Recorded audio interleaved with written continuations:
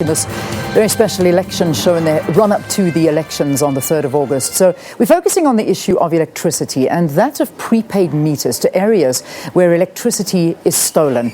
We're now talking to Eskom and we've got the spokesperson with us in studio, Khulu Phasiwe. Of course, we're going to talk to Khulu about a lot of other issues as well. Good to have you. Welcome to the program. Thank you so much. All right, so, I know that we've got, you're hoping, I read a headline, in fact, saying that Eskom is holding thumbs, that the new prepaid electricity meters are going to change the way people think and feel about meters.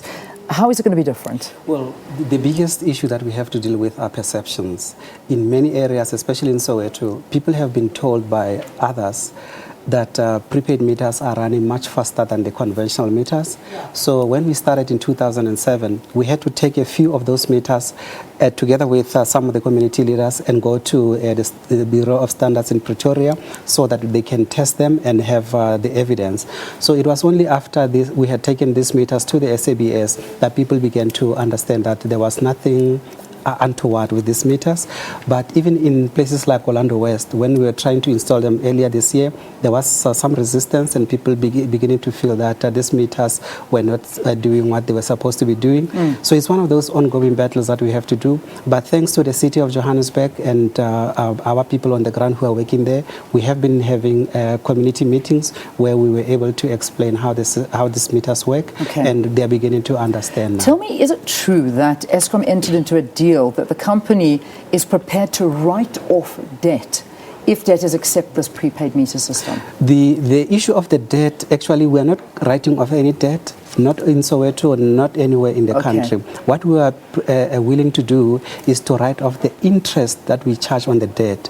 For example, if you owe Eskom, say, 10,000 rand, and about 8,000 rand of that is the debt itself, and maybe say 2,000 is the interest. We are willing to waiver the interest, but we have to enter into an agreement with you as a customer as to how you're going to pay the balance, which is the 8,000. What about the issue of Iznyoka? I mean, people stealing electricity, illegal connections. It has a lot of ramifications. I mean, we see a lot of people losing their lives, especially children.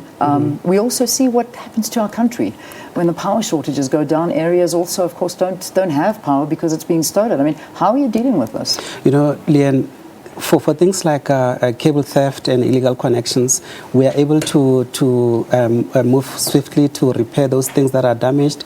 But for people who are, for example, if you are at a hospital, you are supposed to undergo an operation, and then all of a sudden there are no lights, there's no electricity.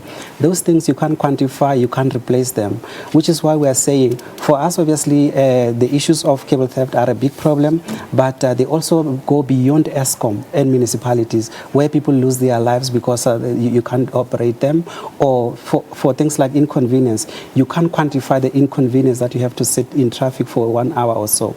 So from our side, what we are saying is that we are working together with communities or appealing to communities to help us to identify people who are connecting others illegally or people who are stealing cables so that we can nab them. We are working together with the Hawks and the South African police in general to make sure that we clamp down on these people. The reality is that when you look at people budgeting for certain things, and let's just pay attention to Soweto. I know a study was done, and a lot of people say that 80% of residents within Soweto don't even budget for paying electricity.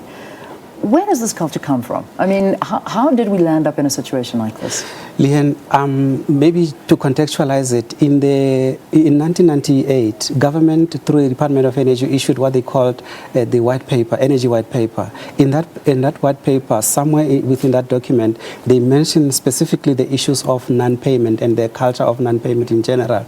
So the government, during that time, 1998, they were saying that they were going to help Eskom and municipalities to spread the message that people now have to start paying, because you will remember that before 1994, there was, I would say, political parties, including the ruling party, where they were encouraging people to sort of bring the system down, the government at the time down.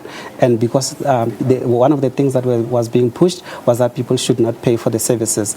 And I think it started there. Unfortunately, some people still believe that that they shouldn't pay because it became part of their, I would say, the norm now.